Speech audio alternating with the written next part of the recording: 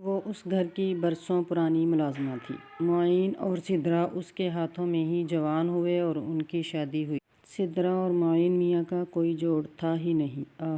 اس نے چائے کا پانی دم پر رکھتے ہوئے ایک لمبی آہ کھینچی۔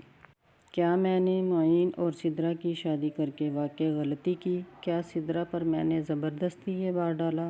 ادھر رفیہ بیگم کے ذہن میں کشمکش جاری تھی۔ اس کا مطلب ہے سدرا معین کو پسند نہ کرتی تھی۔ اس نے محض میری خواہش کا احترام کیا۔ وہ اٹھ کر دوبارہ ٹہلنے لگی۔ وہ سخت بے چینی کا شکار ہو رہی تھی۔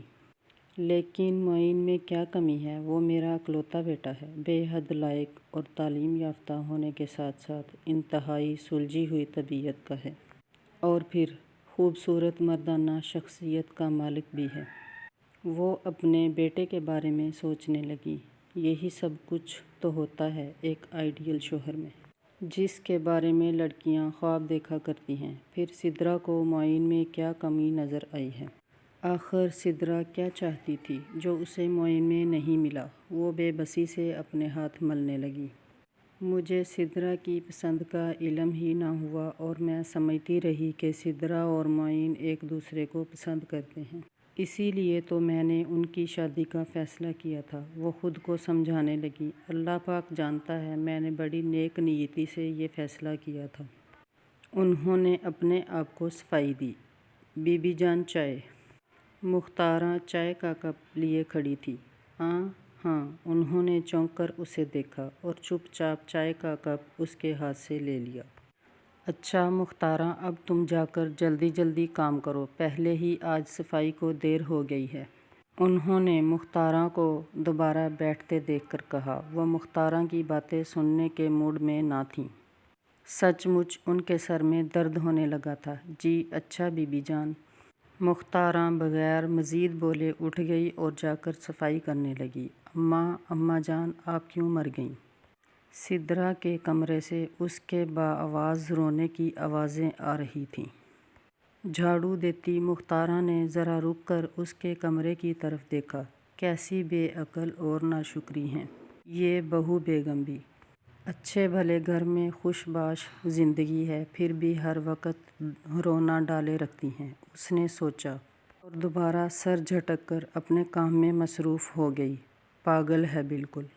مغیث الدین قریشی شہر کے کھاتے پیتے گھرانوں میں سے ایک گھرانہ رکھتے تھے۔ ان کا کاروبار، ان کا اخلاق اور رکھ رکھاؤ سب اعلیٰ پائے کے تھے۔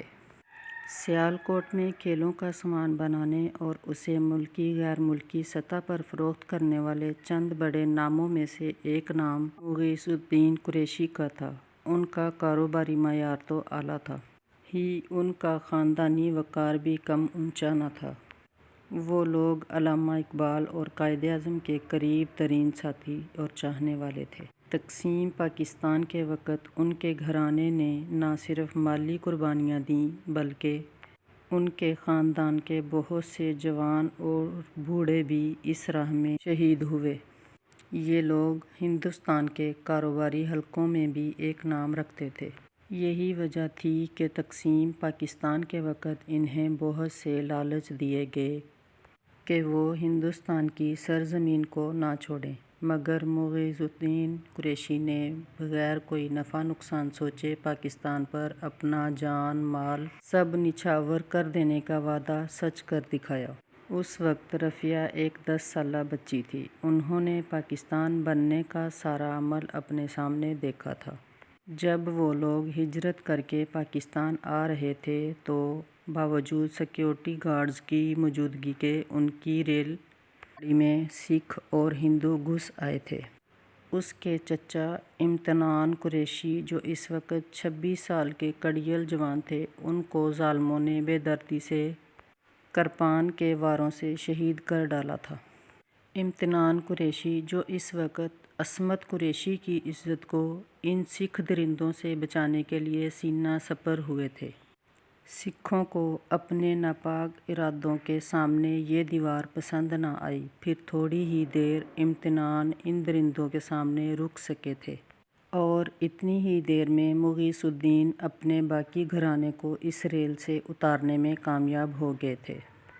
امتنان چچا کا خون میں لت پت جسم، مگر بہن کی عزت کو بچا لینے پر شکر کرتی نگاہیں آج تک رفیہ بیگم کو یاد تھیں۔ انہیں بیٹھے بیٹھے ایک جھرجھری سی آ گئی۔ اوہ میرے اللہ! وہ بھی کیسا جاں سوز منظر تھا! رفیہ بیگم جو وہیں لان میں بیٹھی نہ جانے کہاں سے کہاں کھو گئی تھیں۔ ان کے سامنے رکھی چائے کی پیالی ٹھنڈی ہو چکی تھی اور ان کا اس وقت چلتا تپتا دماغ بھی اب قدرے ٹھنڈا ہو چکا تھا۔ انہیں خیال آیا کہ معین تو بغیر ناشتہ کیے گیا تھا۔ وہ اٹھ کر اندر چل دیں تاکہ فون کر کے اسے ناشتہ کرنے کا کہیں۔ اندر آئیں تو مختارہ جھاڑو دے چکی تھی۔ اب گیلے کپڑے سے میز کرسیاں صاف کر رہی تھی۔ السلام علیکم، انہوں نے معین کا آفس نمبر ڈائل کر کے کہا۔ وعلیکم السلام اماں جان۔ دوسری جانب معین ہی تھا۔ جیتے رہو بیٹا۔ ماں کے دل اور لبوں سے مشترک دعا نکلی۔ انہیں بیٹے کی آواز سے ہی اندازہ ہو گیا تھا کہ صبح جو غصے اور پریشانی میں نکلا تھا اب نارمل ہو چکا ہے۔ غصے کا دیر سے آنا اور جلدی ٹھنڈا ہو جانا، یہ ان کو خاندانی وراثت میں اچھی تربیت کے ساتھ ملا تھا۔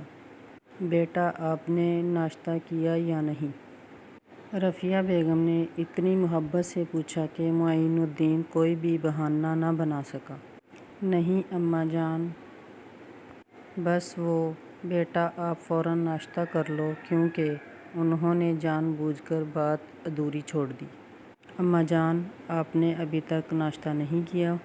وہ ماں کی عادت جانتا تھا، فوراً پہچان گیا۔ ہاں، یہی تو ہم کہہ رہے تھے کہ ہمیں بھی بہت بھوک لگ رہی ہے۔ وہ مسکرا دیں۔ چلیں اماں، آپ ناشتہ کریں، میں بھی ابھی منگواتا ہوں۔ معین الدین بھی مسکرا دیا۔ چلیں، یہ بہتر ہے، اور آپ شام میں جلدی آئیے گا۔ رفیہ بیگم نے تلقین کی۔ دوسری طرف معین خاموش ہو گیا۔ اسے صبح والی بک بک یاد آ گئی تھی۔ اور ہاں، آتے ہوئے سدرا کے لیے پھول اور عبداللہ کے لیے آئس کریم لیتے آنا۔ رفیہ بیگم نے اتنے پیار سے کہا کہ معین الدین جی بہتر اماں جان کے علاوہ کچھ بھی نہ کہہ پائے۔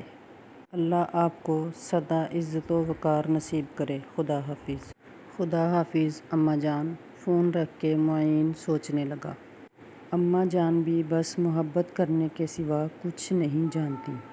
سدرا کی طبیعت کا زہر ہمیشہ اپنی محبت سے چوس لیتی ہیں، اور میری طبیعت پر کبھی ذرہ برابر اثر نہیں رہنے دیتی۔ حالانکہ سدرا پر ان کی محبتوں کا کچھ اثر نہیں۔ سدرا جانے کس پر گئی ہے؟ مومانی تو ایسی نہ تھیں۔ وہ سوچنے لگا۔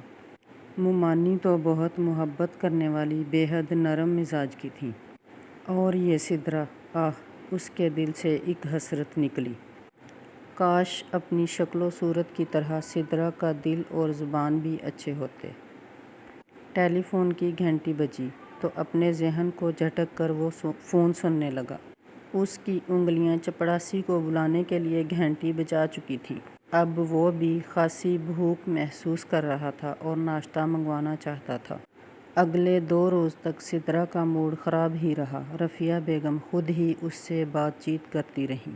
اس نے خود سے انہیں مخاطب بھی بہت ہی کم کیا، اور معین الدین کو یہ بات ہرگز اچھی نہیں لگ رہی تھی۔ وہ اپنی اماں کے لیے بے حد حساس تھا۔ اب بھی وہ صبح سے نوٹ کر رہا تھا کہ سدرا کس قدر اکھڑی اکھڑی سی تھی۔ آج اتوار تھا اور وہ گھر پر ہی تھا۔ معین بیٹے، آج آپ لوگ کہیں باہر چلے جائیں، گھوم پھر آئیں۔ دوپہر کے کھانے کے بعد وہ کہنے لگیں۔ جی اماں جان، بناتے ہیں کوئی پروگرام۔ معین نے سدرا کے چہرے کی طرف دیکھتے ہوئے جواب دیا۔ اس کے چہرے پر کوئی خوشگوار تاثرات نہ تھے۔ سدرا جاؤ بیٹا، تیار ہو جاؤ، انہوں نے بے حد محبت سے کہا۔ نہیں، مجھے کہیں نہیں جانا، میرے سر میں درد ہے۔ اس نے صاف بہانہ بناتے ہوئے انکار کر دیا۔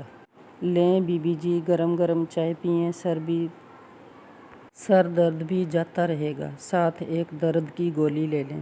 مختارہ چائے کی ٹرے رکھتے ہوئے بولی۔ وہ بھی کافی دیر سے سدرا کا موڈ دیکھ رہی تھی۔ مشورے کا شکریہ۔ بہتر ہے مختارہ، تم اپنے کام سے کام رکھا کرو۔ سدرا نے اپنا مگ اٹھایا اور اندر کمرے کی طرف چلی گئی۔ دیکھ لیا اماں جان، سدرا کی بدتمیزیاں کس قدر بڑھتی جا رہی ہیں۔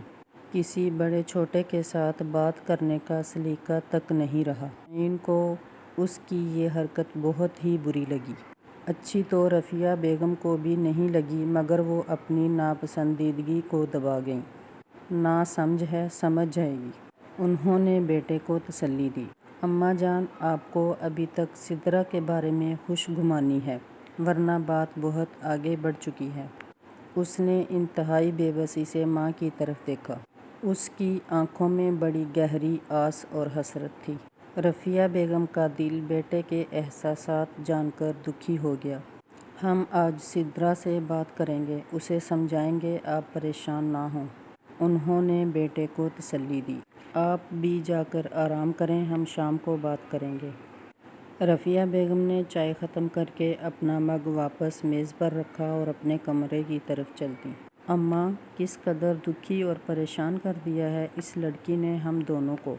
میں جانتا تھا یہ لڑکی اپنا مزاج، اپنا وتیرہ کبھی نہ بدلے گی۔ اسی لیے تو میں آپ کو اس رشتے سے منع کرنا چاہتا تھا، مگر آپ کی محبت کو دیکھ کر میں چپ ہی رہ گیا۔ اور آج ماں کو تھکے تھکے قدموں سے جاتے دیکھ کر معین نے سوچا اور سدرا سے ایک فیصلہ کن بات کرنے کا ارادہ لے کر اپنے کمرے کی طرف چل دیا۔ رفیہ بیگم کو آج اپنا بھائی یوسف اور بھابھی ماریہ شدت سے یاد آ رہے تھے۔ آنسو خود بخود ان کی آنکھوں سے بہنے لگے۔ انہیں اپنے دل پر بڑا بوجھ محسوس ہو رہا تھا، اس لیے انہوں نے ضبط کے بند باندھنے کی بجائے سارا درد بہا دینے کے لیے خود کو کچھ دیر کے لیے جذبات کے ریلوں کے حوالے کر دیا۔ تقسیم پاکستان کے بعد جب وہ لوگ سیالکوٹ میں آ کر آباد ہوئے تو نئے سرے سے کاروبار کو سیٹ کرنے کے لیے ان کے ابا جان کو کس قدر محنت کرنا پڑی تھی۔ پھر ان کا گھرانہ بہت رکھ رکھاؤ اور شان والا تھا۔ دینداری اور اعلیٰ اخلاقی اقدار قریشی خاندان کی پہچان تھی۔ رفیہ بیگم کے دادا دینی علوم کے بارے ماہر تھے اور ان کا شمار دہلی کے نامور علماء میں ہوا کرتا۔ اب یہاں سیالکوٹ میں آ کر بھی انہوں نے ایک بہت بڑا دینی مدرسہ قائم کیا تھا۔ رفیہ بیگم کی امی جان مائدہ بیگم اس مدرسے کے زنان خانے میں بچیوں اور عورتوں کو قرآن و حدیث کی تعلیم دیا کرتی تھیں۔ انہیں تفسیر القرآن میں خاصا عبور حاصل تھا اور زیادہ تر علوم انہوں نے اپنی شادی کے بعد اپنے سسر مولانا امیر الدین قریشی سے ہی حاصل کیے۔ رفیہ بیگم دیکھا کرتیں کہ ان کی امی جان اور دادا جان روزانہ کے فارغ اوقات میں فقہ حدیث پر کیسی جامعہ اور سیر گفتگو کیا کرتے تھے۔ انہیں یہ سب بے حد اچھا لگتا تھا۔ وہ بھی زیادہ تر اسکول سے آنے کے بعد اپنی امی جان کے ساتھ یا پھر دادا جان کے ساتھ وقت گزارتیں۔